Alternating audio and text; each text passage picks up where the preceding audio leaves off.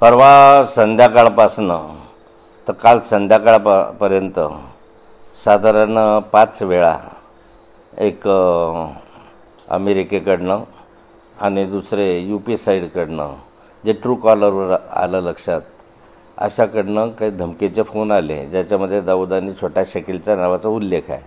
त्यामुळे आपकी खैर नाही, आपको मारनेंगे, आपको मारना है वगैरे अशा स्वरूपाचं ते बोलायचे. मी त्यांना विचारलं आहे की माझा काय संबंध आहे, तो काय संबंध आहे. नाही बोले तय की आहे की आपको मारना है. आणि अशा स्वरूपाचं आदरणा संबंधही बोलत होते. मला वाटलं की कोणी खोडसाळपणा करत असेल, पण नंतर वारंवार फोन यायला लागल्यानंतर मी पोलिसांना सूचित केलेलं आहे. कोण असेल या सगळ्या पाठीमागे असं वाटतं आपल्याला? मला असं वाटतं की मागच्याही कालखंडामध्ये दाऊदच्या पत्नीशी माझे संबंध आहेत किंवा माझं बोलणं आहे अशा स्वरूपाचा एक दावा एका व्यक्तीनं केला होता. मनोज काय नाव त्याचं होतं, हां मनोज धांडे, मला लक्षात नाही आता नाव त्याचं, भंगाळे मनोज भंगाळे नावाच्या एका ह्याने माझ्यावर असा एक आक्षेप घेतला होता की दाऊदच्या पत्नीशी माझं सातत्यानं संभाषण होतं आणि त्यावेळेस जे फोन कॉल दिलेले होते ते कराचीमधले होते.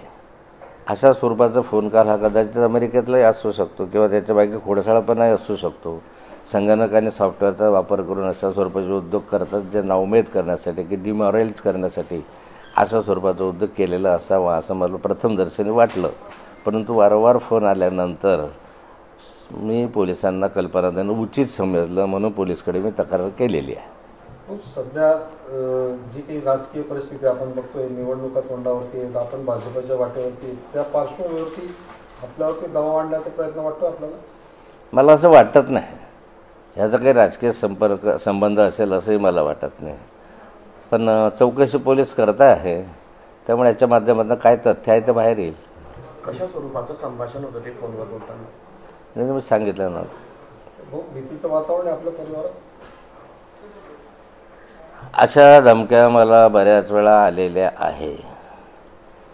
त्यामुळे भीतीचं वातावरण वगैरे आमच्या परिवारात नसतं किंवा नाही, परंतु काळजी घ्यावी या संदर्भामध्ये म्हणून काही सुरक्षेच्या दृष्टिकोनातनं आपण आपलीच काळजी घेतली पाहिजे म्हणून आम्ही काळजी घेतो आहोत आणि पोलिसांनाही या संदर्भामध्ये सूचित केलेलं आहे. छोटा शकील किंवा दाऊदशी थेट संबंध असेल असं वाटतं आपल्याला? असं काही मला नाही वाटत. छोटा शकील आणि दाऊद ह्या अशा फालतू कामामध्ये पडत नाही.